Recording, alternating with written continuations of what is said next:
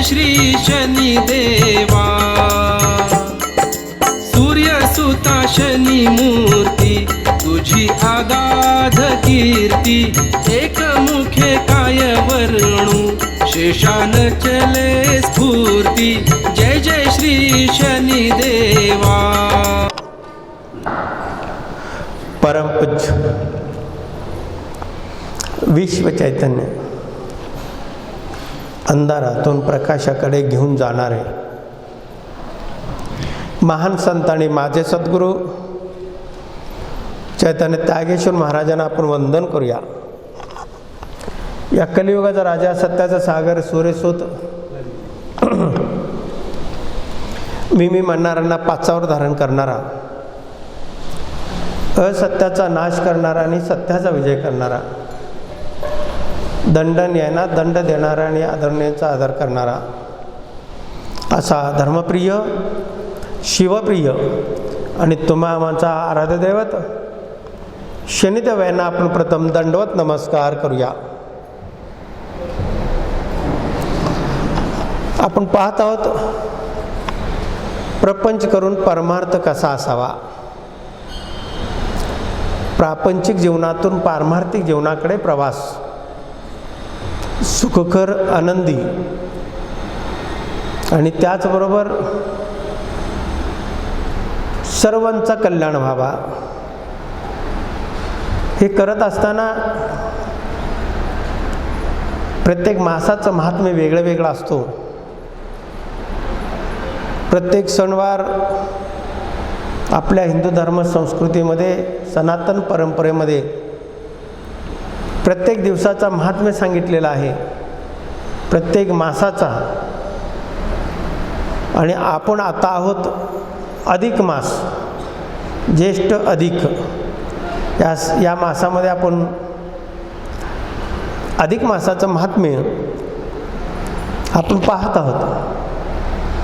तो अधिक मास, मलमास, पुरुषोत्तम मास, धोंड्याचा महिना, असं प्रचलित नावं वेगळे वेगळे आहेत। वेगळ्या वेगळ्या भागामध्ये, वेगळ्या वेगळ्या राज्यामध्ये तो वेगळ्या पद्धतीने साजरा करण्यात येतो। तो मलमास कसा निर्माण झाला? हा मलमास बाकी इतर मासापेक्षा श्रेष्ठ कसा ठरला?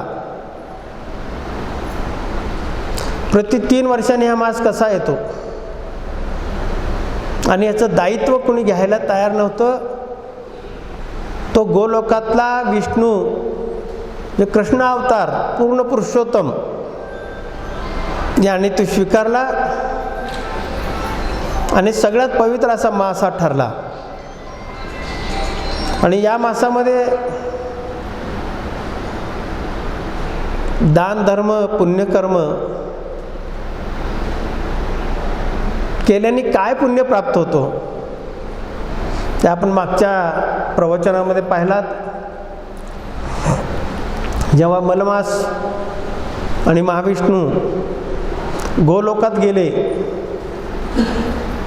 आणि पुरुषोत्तमानं सांगितलं, पुरुषोत्तमाने तो मास स्वीकारला आणि आनंदात गरुडावर विराजमान होऊन वैकुंठात दोघंही आले आणि सुखाने आनंदित राहू लागले। ही गोष्ट नैमिषारण्यामध्ये सूतजींनी सर्व संतांना, सौनकादी ऋषींना एक कहाणी सांगत होते। आणि ही कहाणी पुढे द्वापार युगामध्ये श्रीकृष्णाने पांडवांना सांगितलेली आहे। पांडव सुद्धा वनवासात होते, खूप दुःखी होते, सत्यवादी होते, धर्माचं आचरण करणारे होते। अशा असताना सुद्धा ते वनवासात फिरत होते आणि वनवासात फिरत असताना कृष्णांनी त्यांना सांगितलं की तुमचा वनवास काय संपणार नाही, सत्याची बाजू असताना सुद्धा तुम्ही सतत अपयशी आहात, तर याचं एकमेव कारण असं की तो मलमासामध्ये तुम्ही काय साधना केलेली नाही आहे. त्याच्यामुळं आपण येत्या उर्वरित पुढील येणाऱ्या मलमासामध्ये तुम्ही त्याची साधना करावी असं श्रीकृष्णाने पांडवांना सांगितलं. पांडवांनी उत्सुकतेने ते मलमास म्हणजे काय असतो आणि पूर्वी कोणी केला होता आणि त्याचे काय फळ आहेत हे आम्हाला थोडंसं विस्तृत सांगावा असं पांडवांनी कृष्णाला सांगितलं. आणि त्याची अवहेलना करण्याने मलमासाचा काय दोष लागतो आणि मनापासून ती साधना केल्याने काय पुण्य प्राप्त होतो हे दोन्ही पण आम्हाला सांगावं असं विनंती पांडवांनी श्रीकृष्णाला केले. श्रीकृष्णाने सांगितलं की आता तुमच्याबरोबर द्रुपद जी कन्या आहे, जिचे 5 पती लाभलेले आहेत, ती मागच्या जन्मामध्ये हीच अधिक मासाचा अवहेलना केल्याने तुम्ही 5 लोक तिला भेटलात आणि तिला 5 पती झाले असं श्रीकृष्णाने पांडवांना सांगितलं. अर्जुनाने विचारलं की तिची कहाणी आम्हाला सांगावी की गत जन्मामध्ये या द्रुपद कन्याला काय दोष लागला, हिनं काय अवहेलना केली, थोडं विस्तृतप्रमाणे आम्हाला सांगा आणि आम्ही वनवासातनं मुक्त व्हावा याच्यासाठी आम्हाला उपाय सांगा. तेव्हा श्रीकृष्णाने पांडवाला सांगत होते ती कहाणी नेमिषा अरण्यामध्ये सूतजी शौनकादी ऋषींना सांगत होते. पांडव कृष्ण यांचा संवाद सूतजी शौनकादी ऋषींना सांगत होते. तिने सांगितलं मागच्या जन्मामध्ये एक मेधा म्हणून एक संत होता, मोठा, खूप मोठा संत, तपस्वी, त्यागी, वैरागी, सत्यवादी, निष्ठावंत, देहवादी असा तो संत होता. आणि त्या संतांनी खूप साधना केली. साधना करता करता त्यांच्या धर्मपत्नीच्या गर्भामध्ये हा बाळ होता आणि बाळंतन होत असताना बाळपणामध्ये बाळ वाचला आणि त्यांच्या धर्मपत्नी स्वर्गवासी झाल्या. जन्मताच माता गेल्याने ही पोरकी झाली. हिचं संगोपन मेधा नावाच्या संतांनी व्यवस्थित केलं. जडणघडण, संस्कार, शस्त्र, कला, कौशल्य या सगळ्यामध्ये निपुण केलं त्यांना, त्या मुलीला. आणि निपुण केल्याने ही मुलगी मोठी झाली, उपवर झाली आणि उपवर झाल्यानंतर लग्नाला पात्र झाली.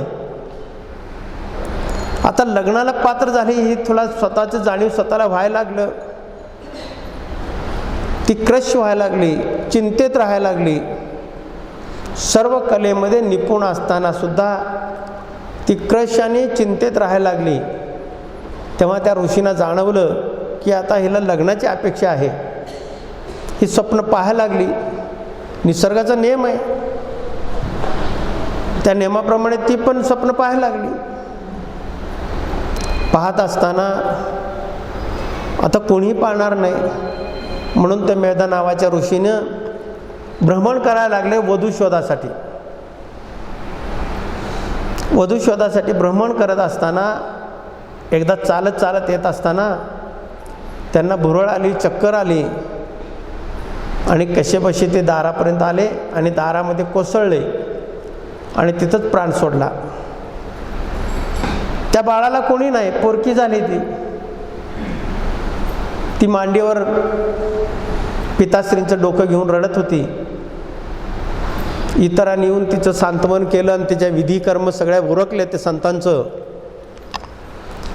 आणि हिचं मन कशात लागत नव्हता, कारण त्यावेळेस एवढी लोकसंख्या नव्हती, खूप दुर्मिळ लोकसंख्या होती. ती स्वतःचं जंगलातनं वनस्पती फळं बिळं आणायची, स्वतःची उपजीविका भागवायची आणि कशी तरी आईवडिलांच्या आठवणीमध्ये दिवस घालवायची. आणि स्वतःचं उपवर झालेलं लग्न करणं होतं हे स्वप्न सगळे भंगले. एकदा त्या रस्त्याने दुर्वास ऋषी चालले होते.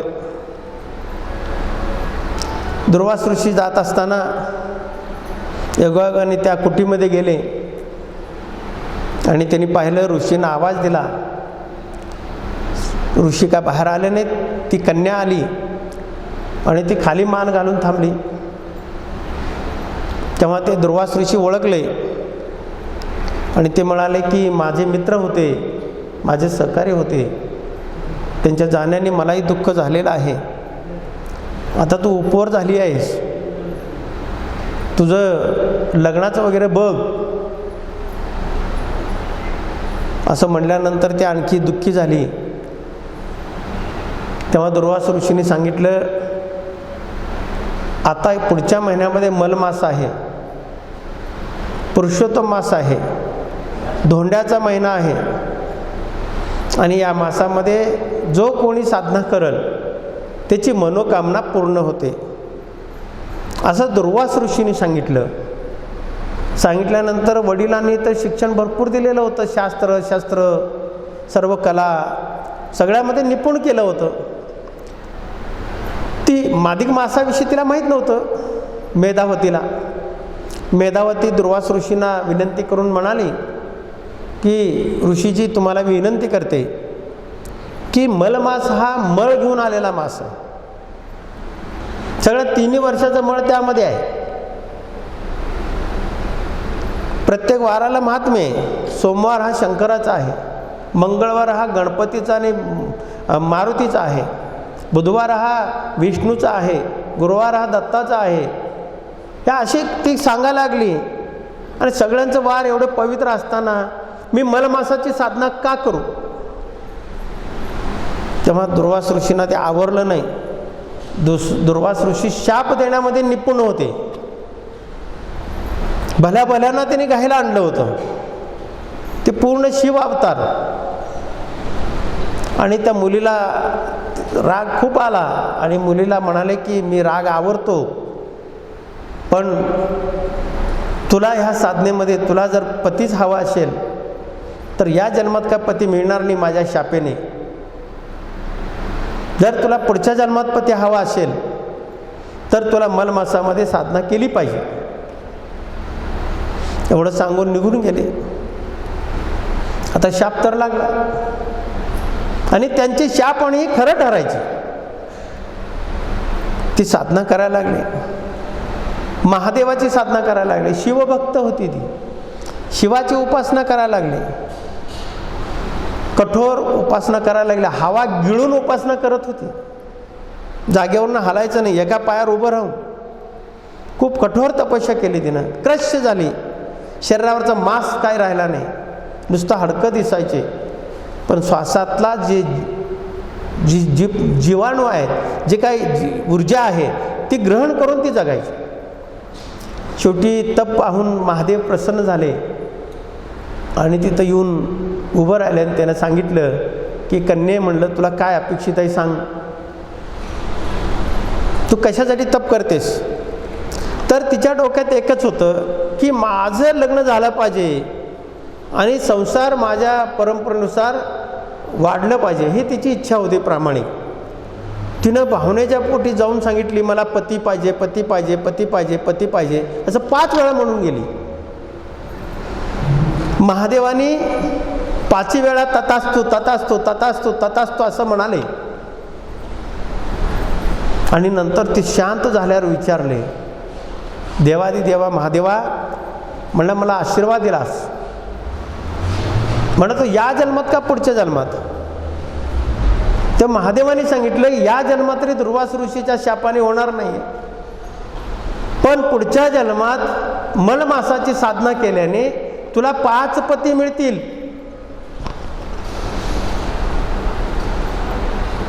तेव्हा ते क्रश झाले, आणखी दुःखी झाले आणि कालांतराने ती देह त्यागली, देह सोडला. पुढे द्रुपद राजा यज्ञ करत होता, महायज्ञ.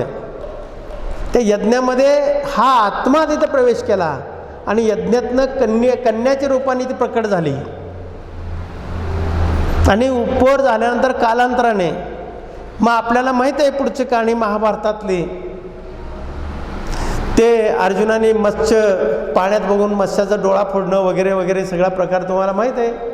ते करून त्यांनी ग्रहण केला, पाणी ग्रहण केला द्रुपदीचा, आणि द्रुपदीला घेऊन गेले घरी. घेऊन गेल्यानंतर आईना ते म्हणाले कुंतीला, त्या आईला म्हणाले सगळ्यांनी, अगं आई, म्हणलं तुझ्यासाठी काय आणलं बघ, भेट वगैरे वगैरे. मग तिने सांगितलं वाटून घ्या. ती काय सांगितली आईनं, का असेल ते वाटून घ्या. आईच्या शब्दाखातीर त्या 5 भावंडांनी तिच्याशी लग्न केलं, हे सगळं माहिती आहे तुम्हाला. मग ती द्रुपदी तुम्हाला कशी मिळाली हे श्रीकृष्णाने सांगितले पांडवांना.